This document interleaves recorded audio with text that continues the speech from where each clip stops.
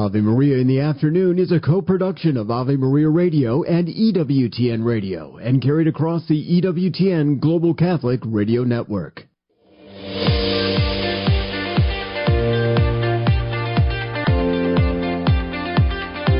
Welcome to Ave Maria in the Afternoon, examining the world through the lens of faith from the heart of the Church to help us navigate the culture. Here's Dr. Marcus Peter. Good afternoon. Thank you very much for joining us on this hour of Ave Maria in the Afternoon. I'm Marcus Peter. Starting off our Wednesdays, as usual, with our friend Andrea Picciotti-Bayer, who is legal analyst for EWTN News, and she joins us to talk about the new session of the Supreme Court beginning on October the 6th. There are already several cases on the docket that are of true interest to Catholics, and for those of us who are concerned about the narrative of freedom of religion, freedom of speech, and the social conservative narrative in general. And so these are important cases that we ought to keep an eye out for. We'll talk more about that with her. We go on from there to speak with Kelly Salomon. If you're looking at colleges, one way, especially you as parents, but also those of you listening right now who are actually considering going to college. College costs are continuing to rise, but also with concerns about what's being taught on college campuses, as well as campus culture.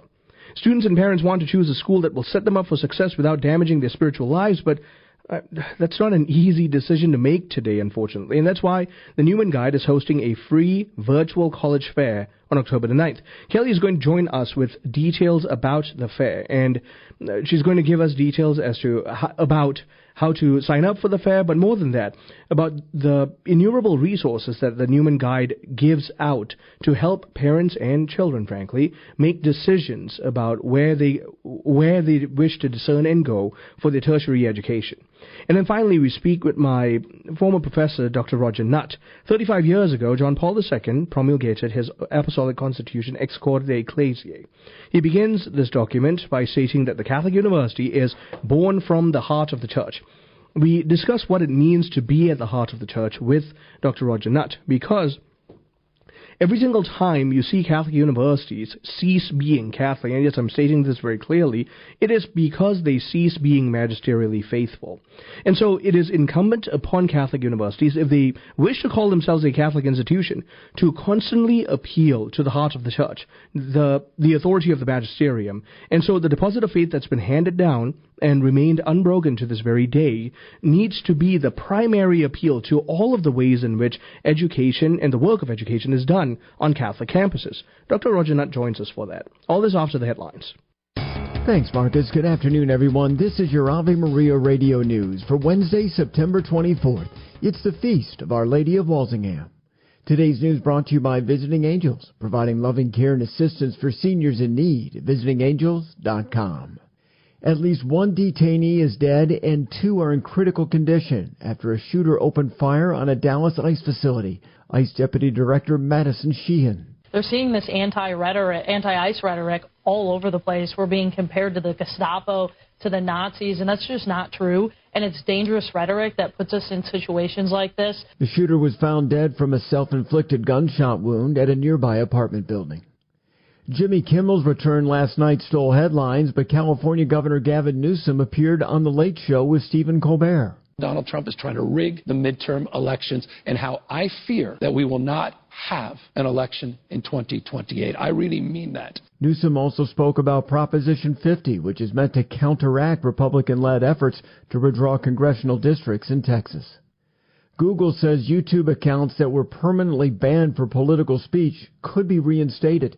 The tech giant provided a document to a House committee Tuesday claiming it faced pressure from the Biden administration to remove content about COVID-19, but now says YouTube values conservative voices.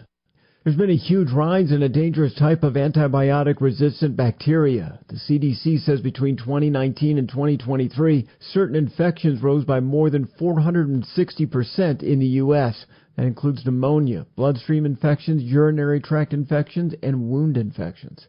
NASA says its plans to launch humans beyond low Earth orbit in February. If it happens, it'll be the first time in more than 50 years.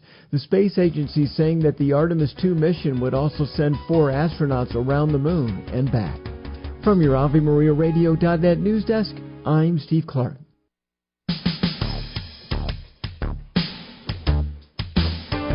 Good afternoon and welcome back. I'm Marcus Peter. The Supreme Court begins its new session on October the 6th. There are already several cases on the docket that are of interest to Catholics. Andrea Picciotti-Bayer joins us, legal analyst for EWTN News, director of the Conscience Project. Follow her work at conscience-project.org. Andrea, so great to speak with you as always. How are you? I'm doing well. Thank you, Marcus, and it's great to be with you. How are you? I'm very well, thank you. And but I received this email from you with some level of hope. So let's begin here with some of the statements of Justice Samuel Alito in greeting Pope Leo XIV in St. Peter's Square. Yeah, no, this was a really nice opportunity. As you know, the justices in between the terms go and they give talks and they teach classes across the country and across the globe.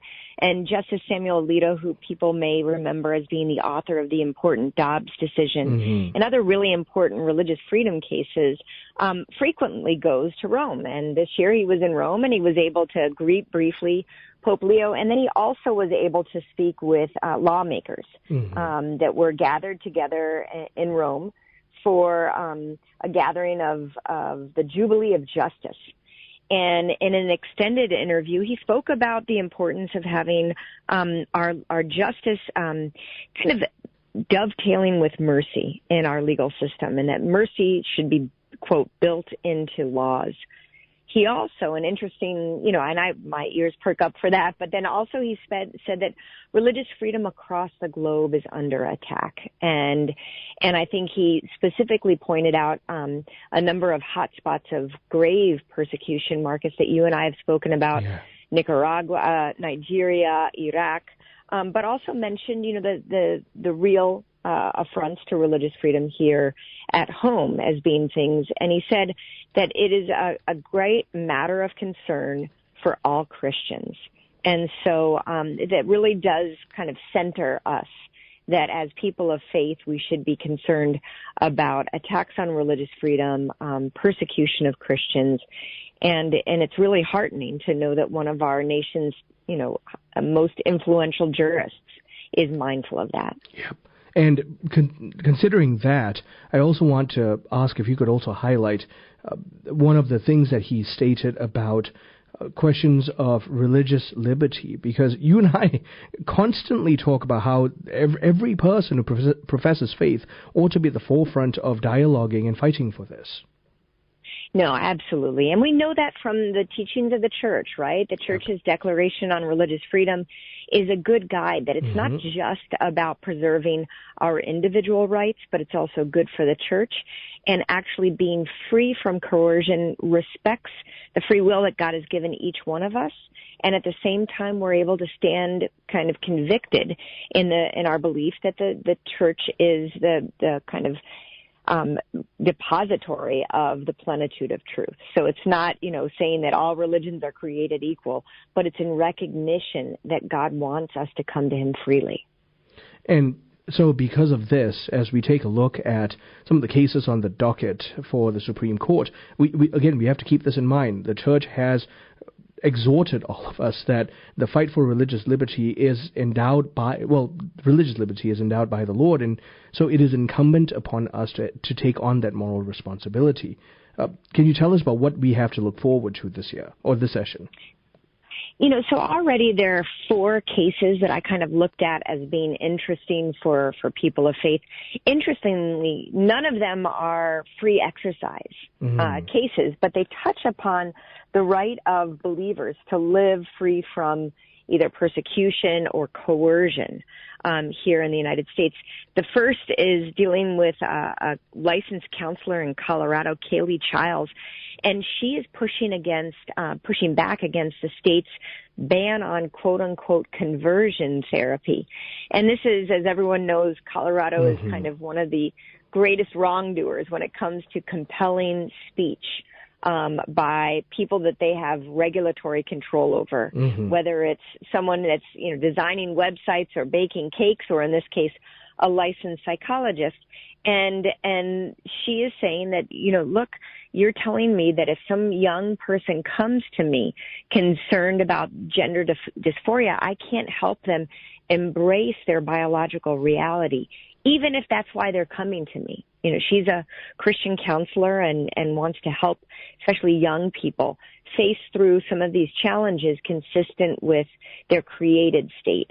And under the law, not only can she not support them to embrace their biological reality, she's told that she has to support the real conversion or the real transfer to something that's inconsistent with their reality, to a transgender state. And this is, again, it touches upon issues of free speech, but it really, at the heart of it, I think, shows the nature of how believers aren't willing to act inconsistent with their belief. And the Constitution actually protects their right to act consistent. And unfortunately, every time these cases show up in Colorado, they wind up getting kicked all the way to the Supreme Court. And thankfully, as you and I have been seeing, the Supreme Court winds up erring on the side of these constitutional liberties. Time and time again, the Supreme Court is doing its job, which is vindicating the rights that are enshrined in the Constitution. This case is being brought by Alliance Defending Freedom. They've been great champions of their clients, and we should all be praying for Ms. Childs, because this is going to be very difficult, and there are going to be a lot of people attacking her and throwing kind of the bigot card at her. Whereas what she's really trying to do is serve her clients in the best way she believes God is asking of her. In accordance with her religious beliefs. So yes, let's pray for Kaylee Childs. Tell us a little bit about West Virginia versus BPJ and Hecox versus Little. So, these are two consolidated cases. They haven't been set for oral argument, but I believe that they're going to be heard together. And they're basically involving West Virginia's law, basically mandating that female sports are for females and not allowing biological males who identify as trans women or trans girls to compete. There are challenges, one in defense of the law from a female athlete, and the other challenging the law from a boy who wants to compete as a girl. And, there's a lot of shenanigans going on right now by the ACLU that's challenging the law, making procedural claims about the law itself. But it's very interesting that the court seems to be interested in continuing its clarification that the Constitution doesn't create a special protected class for people who identify as trans, but instead is really about equal protection for identifiable classes.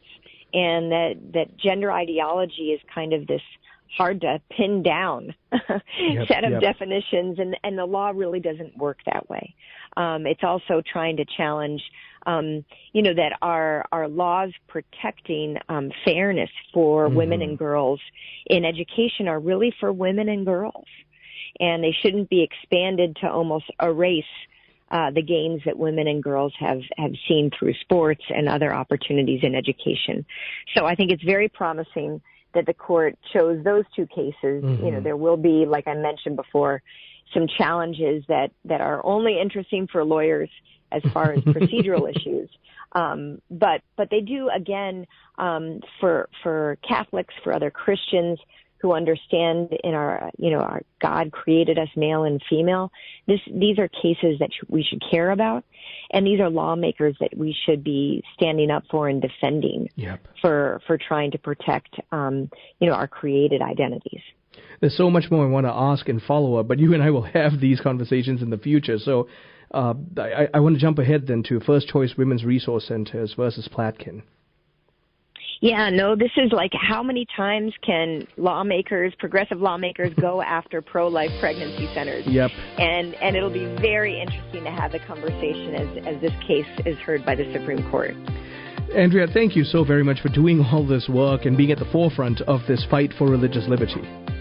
It's my pleasure, Marcus, and thanks for having me on. Always a joy. My guest has been Andrea Picciotti-Bayer, legal analyst for EWTN News and director of the Conscience Project. We've been talking about cases on the Supreme Court's October the 6th docket and how it pertains to us. I'm Marcus Peter.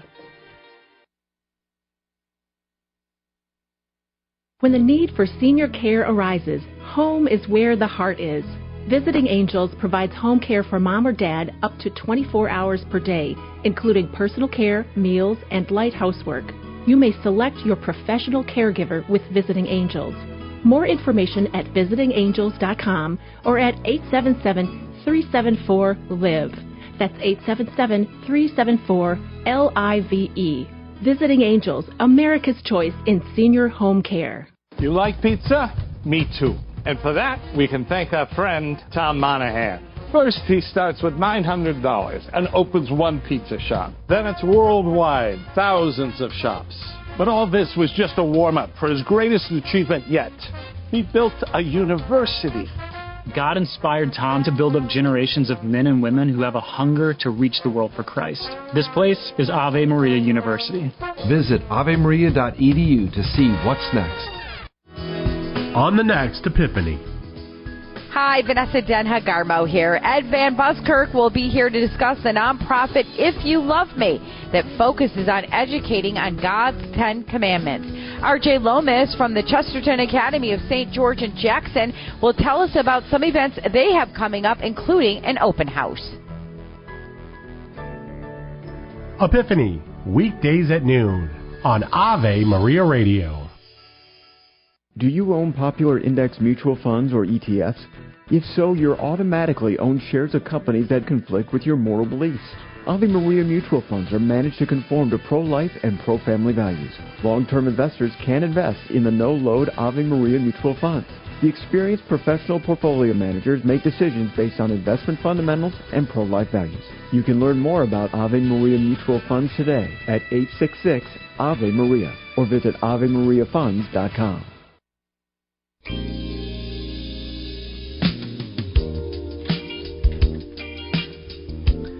Good afternoon and welcome back. I'm Marcus Peter. College costs continue to rise, along with concerns about what is being taught on college campuses. Students and parents want to choose a school that will set them up for success without damaging their spiritual lives, but that's not an easy decision to make. And that's why the Newman Guide is hosting a free virtual college fair on October the 9th. Kelly Salomon joins us to talk about this. Kelly is the Vice President for Newman Guide programs at the Cardinal Newman Society. Kelly, it's great to speak with you again. How are you? Great to be back on with you. Thank you for having me on. No, it's always a joy when we get to connect, and you and I share similar visions for the future of academia. And I said it once, I'll say it again. I genuinely believe it's Catholic colleges and institutions that are going to become the hubs of cultural renewal. And so tell us about this October the 9th fair, and why is it important that we have it? Yes, Dr. Peter, I think that is a beautiful analogy you made about Catholic colleges being the new hubs, transforming the culture like monasteries were in other centuries. And I think that's so true. If you look at what's happening on the most faithful Catholic colleges in the country that we recommend in the Newman Guide, you see that strong integration of faith and reason. You see a strong core curriculum. You see a vibrant spiritual life. You see joyful, happy students who are pursuing their career and also figuring out what God wants them to do with their lives. And so I strongly encourage families to look at the Newman Guide when navigating the college search. And one great way to do that is our upcoming Newman Guide Virtual College Fair on October 9th. It's a free online event, great for high school students and their parents. Students will be able to chat live with admissions representatives from 20 Newman Guide colleges. They'll be able to visit their booths. They'll learn more about potential scholarships. They will receive free college merchandise, and they'll also hear from speakers throughout the day with tips on navigating the college search. So let's start there then. Let's expand that conversation more. The fact of the matter is the tertiary education sphere has become all but oversaturated. And having taught high school for some time, I can tell you honestly, students tend to find themselves crippled in terms of making decisions. But what makes it worse is many of them have no idea why they want to go to college, let alone what they want to do in college. Right. Yes. We see more and more students choosing to not go to college. We see this demographic cliff that colleges are facing with there being less college-age students than there have been in previous years due to a declining marriage and birth rate.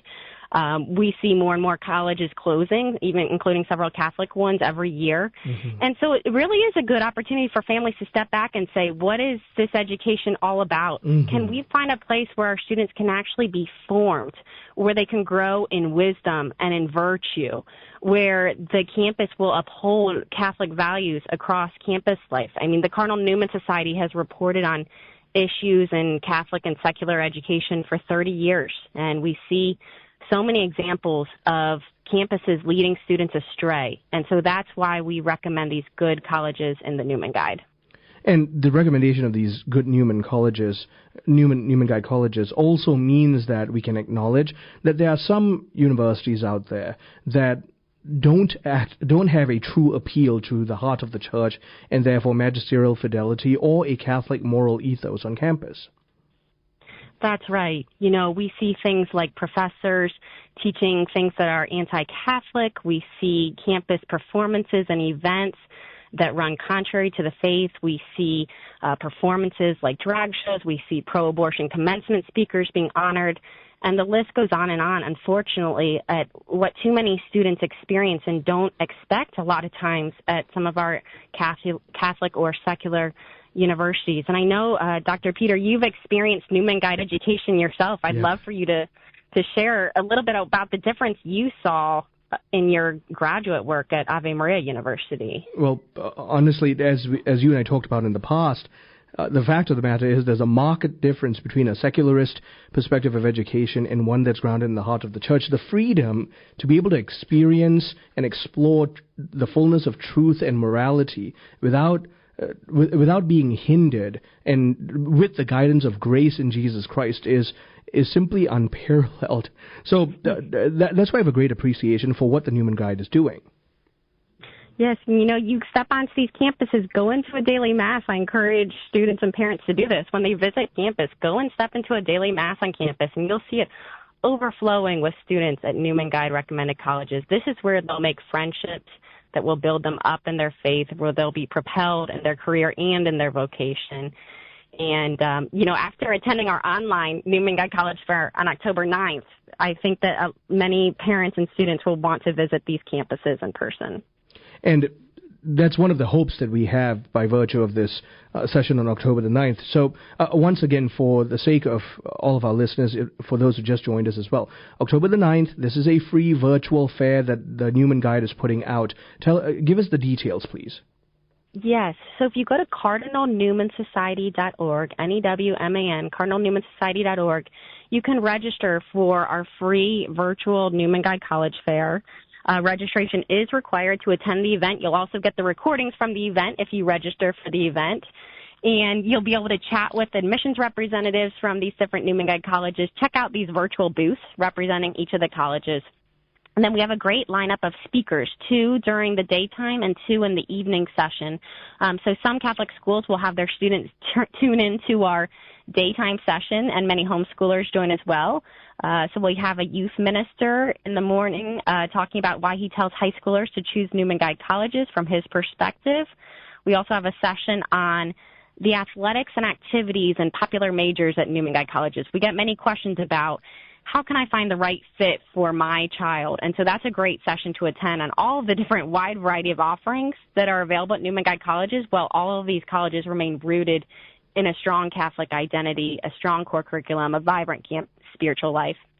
And then our evening session is a parent and educator on the value of a lifelong Catholic education and also the perspective of a chaplain. And this is a really beautiful story of a student, Jared Wolf, who went off to a Newman Guide college primarily to play football.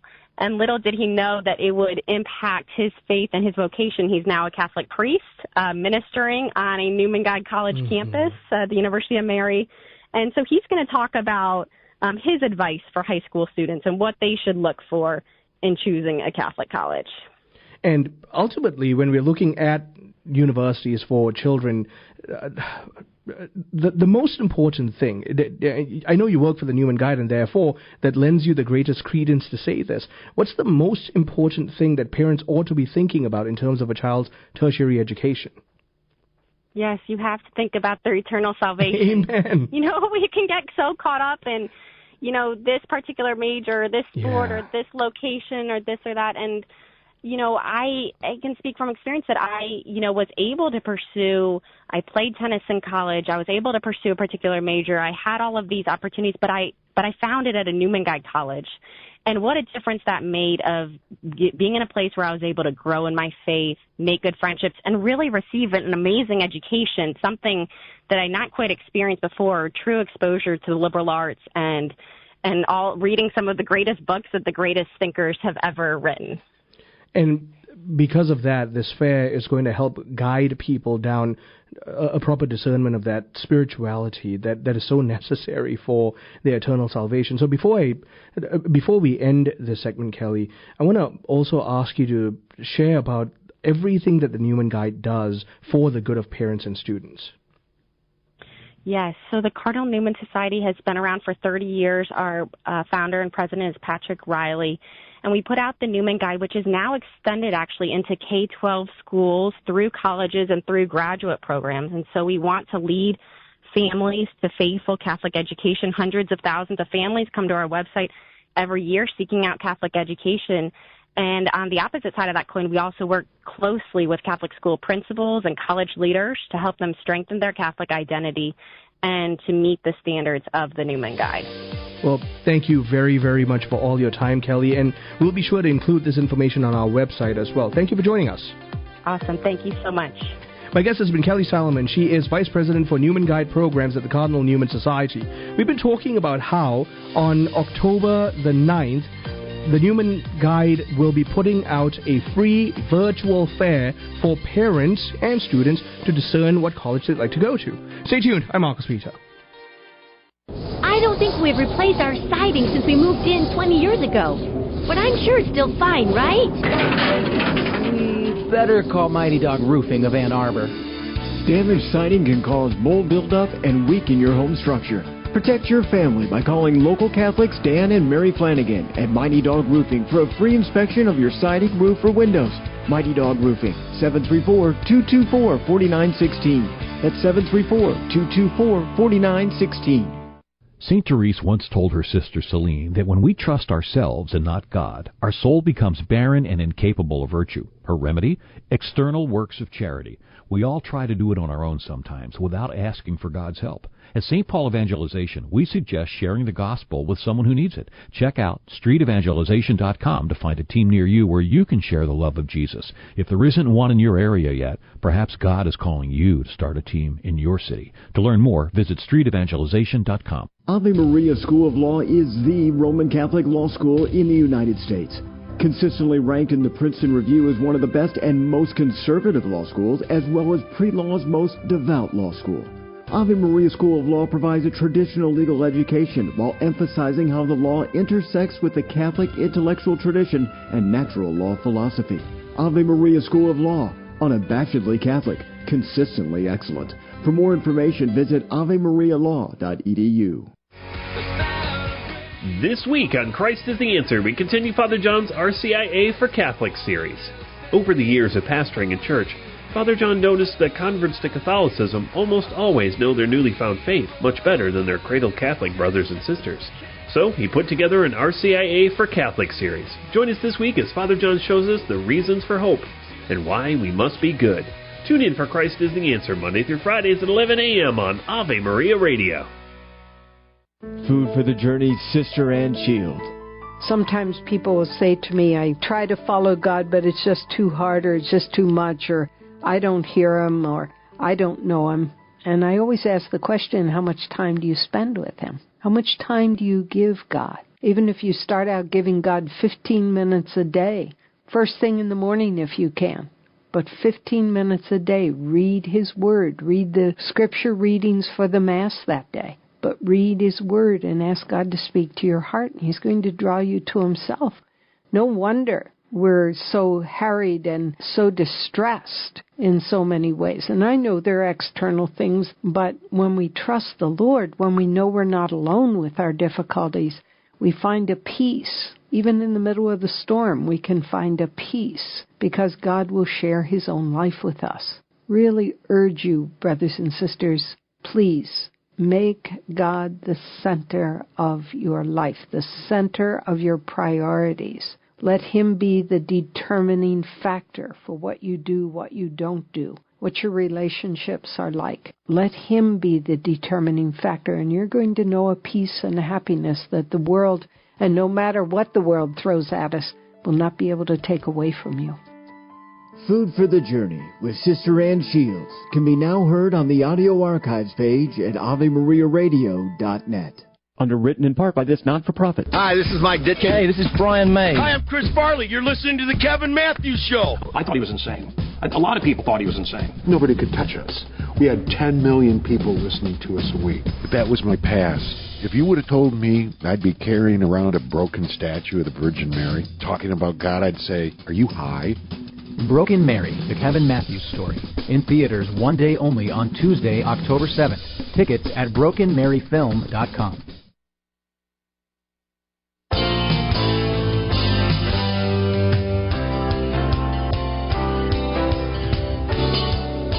Good afternoon and welcome back. I'm Marcus Peter. 35 years ago now, John Paul II promulgated his apostolic constitution, Ex Corde Ecclesiae. He begins his document by stating that the Catholic University is born from the heart of the Church. We discuss what that means to be at the heart of the Church with Dr. Roger Nutt. Dr. Roger Nutt is provost of Ave Maria University, where he also serves as professor of theology. Roger, it's so great to connect with you again. How are you? Very well, Marcus. Thanks for having me on, and thanks for drawing attention to the 35th anniversary of this great document. Well, if I'm being honest, how could I not? I remember my first day at Ave Maria University during the orientation. This was the topic of conversation that was presented to us, that any good Catholic university must do its work from the heart of the Church. And that sets the framework for how Ave Maria University teaches, especially the work of theology. It sure does. We have drawn great inspiration from this document since the founding of the university, and quite frankly, I find it to be a source of witness and insight that goes much deeper than secular or narrower approaches to higher education. I read the foreword that you wrote to Ave Maria University's publication of Ex Corde Ecclesiae, and I guess firstly, how can people get a copy of it? And secondly, I'd like to dive deeper into it. Sure. The easiest way, without giving long URLs and all of that, is if people search Ave Maria University and then Ex Corde, it will take them right to a link that has a digital copy of the document with my introduction and our version. So Ave Maria University, Ex Corde, and it'll be the first thing that comes up in the search. And I'm really glad for that. We'll also include this information in this link on our website. I want to start, therefore, with the inception and the reception of Ex Corde Ecclesiae. What was John Paul II trying to answer in writing it, and how was it initially received? The short answer to the context for which he wrote it is that since the late 1960s, and I do cite in the introduction, we can talk about it more, there was a famous document that embodies this spirit called the Land O'Lake document. Catholic universities in Europe and in North America declared an autonomy from the authority and tradition of the Church as something that was intrinsic to the university community as such. So similar to secular regimes breaking away from the Church in the 1960s, Catholic universities broke away from the Church in the name of autonomy and started to view the Church and her patrimony and her great teaching on the relationship between faith and reason to be something extrinsic to the university, even a Catholic university, and not a guiding force and animating principle. And that break from the church caused great damage to the quality of Catholic higher education and to the realization of the mission of Catholic higher education. And John Paul II was both trying to point that out and draw Catholic universities back into that tradition of fidelity and having an organic relationship with the church. One of the core issues with the Land O'Lakes statement was that at the time, by 1967, Catholic universities wanted to establish a foothold in the secular sphere as well. So, and as usual, you've got good intent, but with a bad prescription. If you could comment on, by virtue of the Land O'Lakes statement, the tremendous damage that's been done to the work of, strictly speaking, Catholic education. Yeah, I think the damage that has been done is that students at Catholic universities have been given a fragmented view of reality because the great gift that a Catholic university has to offer, that a Catholic university can offer better than any other university, is a vision of the full truth about reality. As John Paul II says in Ex Corde, the truth about God, man, and the world. And what happens is that the disciplines in their autonomy are not negated by this fuller vision. They're actually elevated so that students in their own lives, and then as they progress from their general studies into a major, are able to see themselves and their specialized learning in light of an organic and coherent view of reality. When that view is not offered, students are either reduced to the work that they will do in their profession, or they see some kind of a fissure between the teachings that their faith gave them and the specialized, isolated teachings that they're given in the university.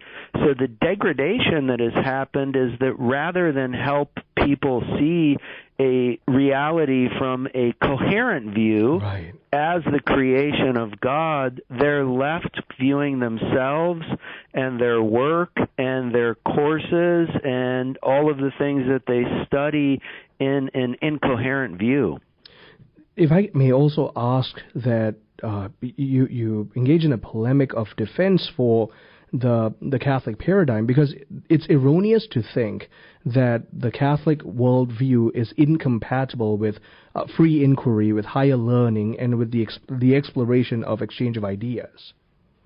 Absolutely, and I will say this, and it might sound surprising, but I actually think that at faithful Catholic universities like Ave Maria University, there is more diversity and academic freedom than at their secular counterparts. As you know, we read interlocutors from Martin Luther to John Calvin to Karl Marx to Friedrich Nietzsche because we believe in the truth and we believe that we can provide a coherent response to those authors.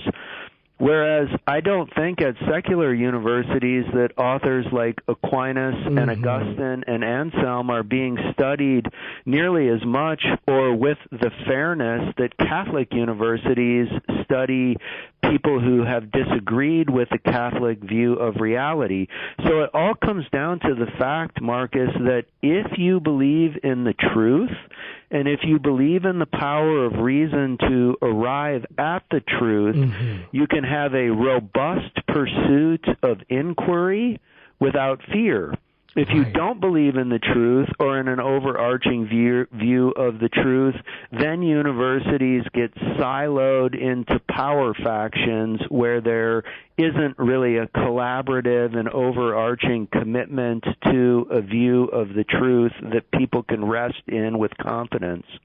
This also really communicates the wondrous commitment of institutions like Ave Maria University to fidelity to the process of inquiry, and that really engenders some sound, critical thinking individuals, rather than individuals who are isolated into thinking along the lines of certain ideologies.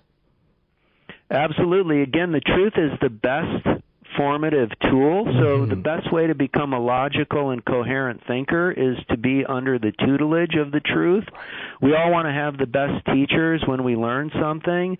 And at Catholic universities, we are able to stand on our own 2 feet, to acknowledge that there are problems and difficulties, and find our way through them, because the truth is our guide and our light.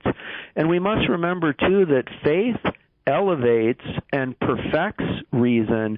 So being able to use reason in a critical way in a context in which faith can support it protects it from pride and protects it from error. So people don't appreciate how much studying in a culture of faith, where the faith guides the mind and also where worship and grace of the sacraments are present, really frees reason to aim higher than if it stands on its own. We are continuing this conversation on the other side of the break with Dr. Roger Nutt. We're talking about Ex Corde Ecclesiae, this wonderful apostolic constitution that was put out by John Paul II as about Catholic universities as being born from the heart of the Church. Stay tuned. I'm Marcus Peter.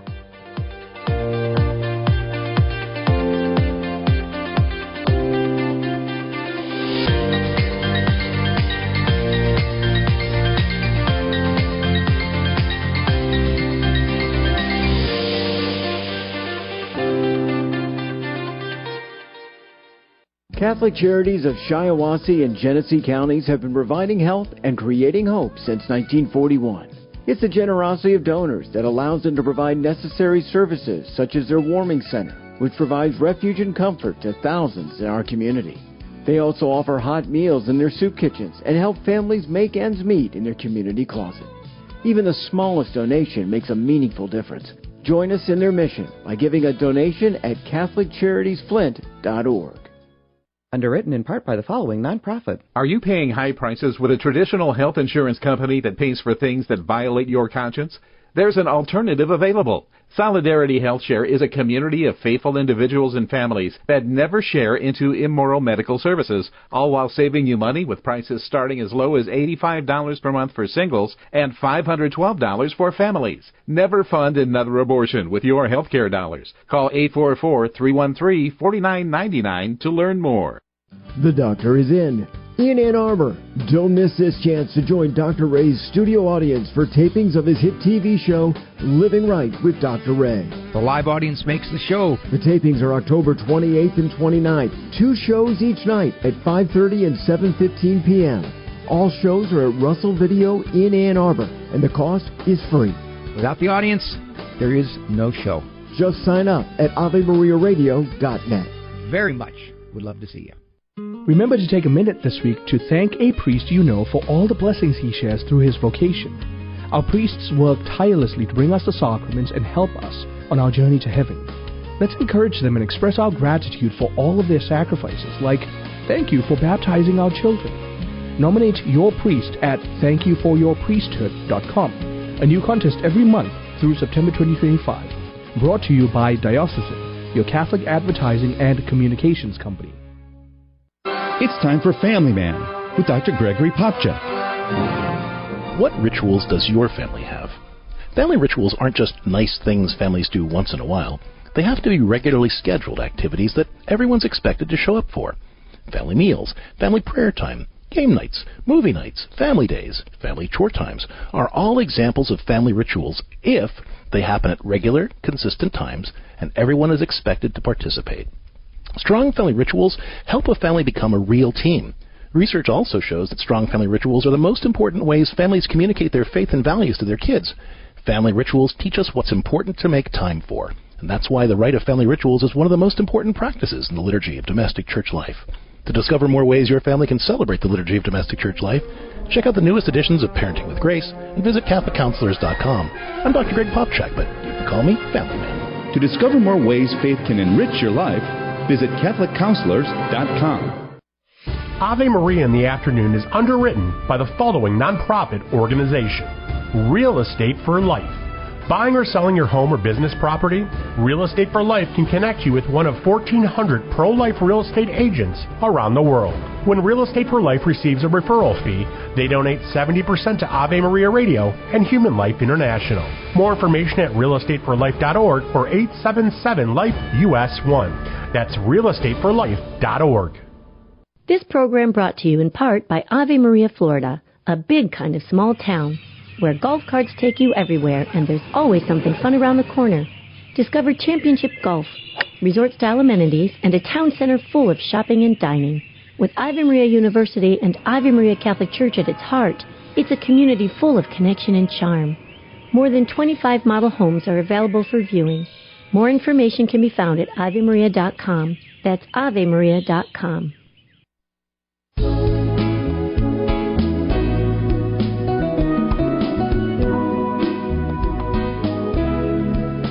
Good afternoon and welcome back. I'm Marcus Reed. I'm talking with Dr. Roger Nutt. 35 years ago, John Paul II promulgated Ex Corde Ecclesiae, his apostolic constitution on Catholic universities, being born from the heart of the Church. Roger, I'd like to pick up where we left off. So we were talking about logical thinkers being formed in sound Catholic universities. What this also demonstrates, therefore, that when institutions, especially at the level of tertiary education, are afraid to engage truth qua truth, what you get is not an education, you get a kind of malformation. Unfortunately, that happens all too often today, Marcus. Even in many Catholic universities, there are still over 200 Catholic universities in North America today. And John Paul II says in the document that one of the reasons why the Church sponsors universities is because the world needs Catholic leaders in every profession, people who are challenged to human and professional excellence while also being able to be witnesses to their faith.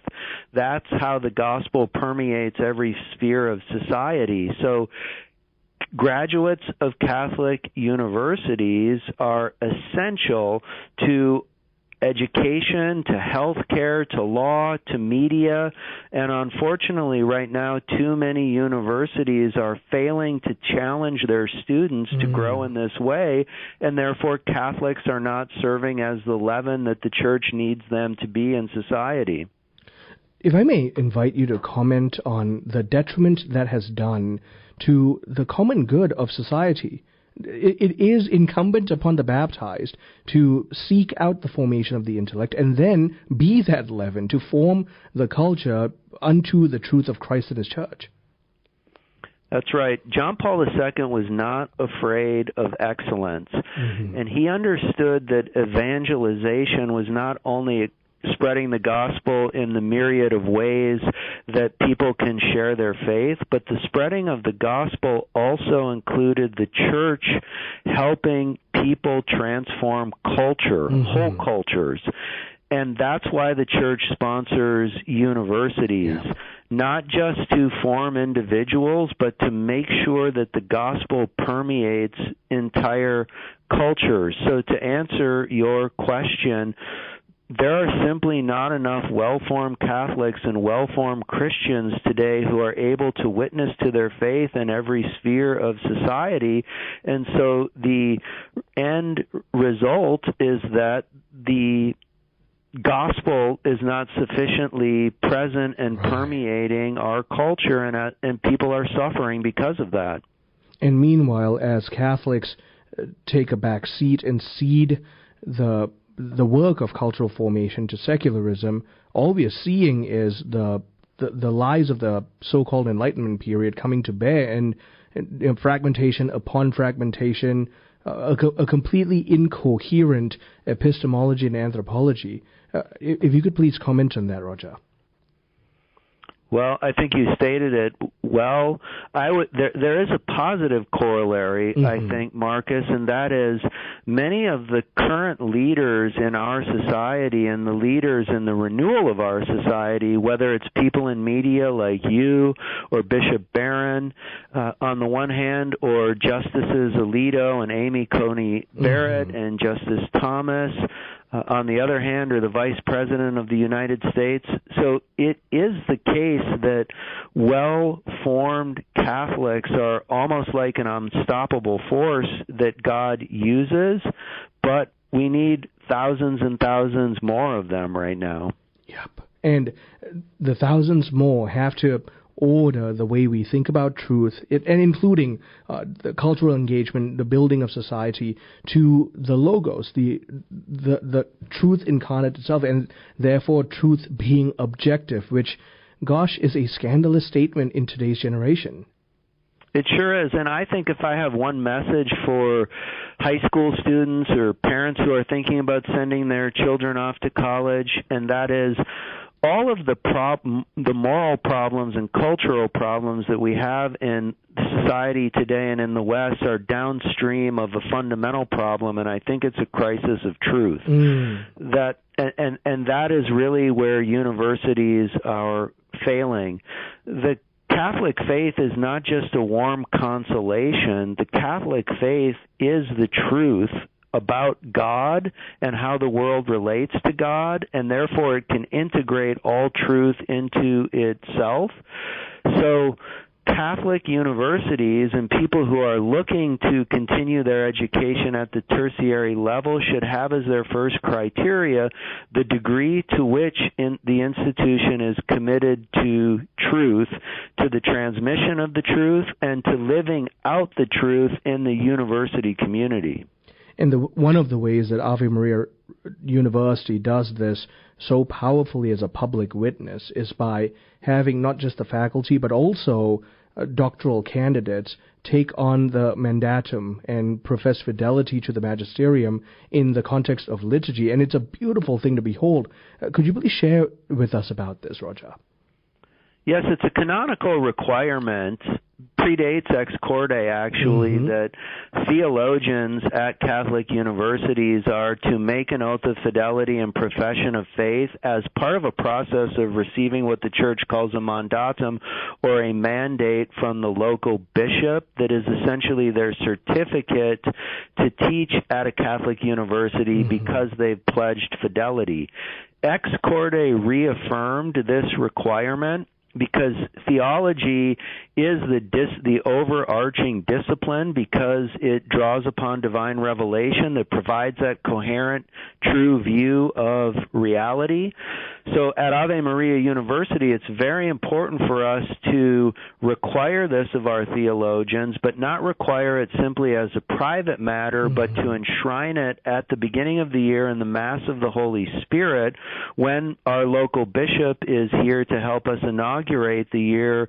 We have all new theology faculty make that profession and take that oath in public in the presence of the university community, and it's a requirement for any candidate to teach theology here at Ave Maria University to be able to receive the mandatum from the bishop.